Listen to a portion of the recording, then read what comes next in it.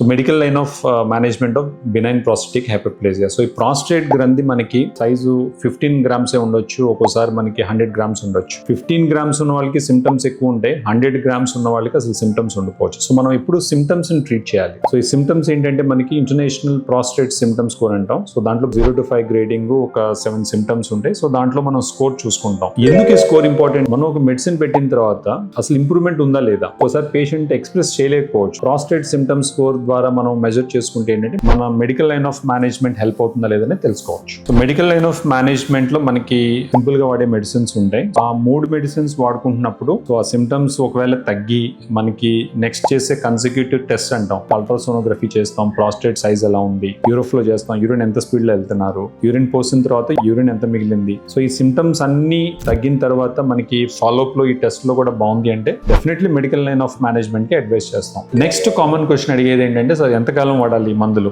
Each patient is different. దీంట్లో sugar, BP ఉంది, ఒకసారి వచ్చినాయంటే లైఫ్ లాంగ్ మనం మెడికేషన్స్ వాడతాం. సో ప్రాస్టేట్ కూడా ఏంటంటే లైఫ్ లాంగ్ వాడిపోయినా కూడా సిమ్టమ్స్ తగ్గిన తర్వాత ఒక్కోసారి వాడాల్సి వస్తుంది, ఒక్కోసారి ఆగాల్సి వస్తుంది.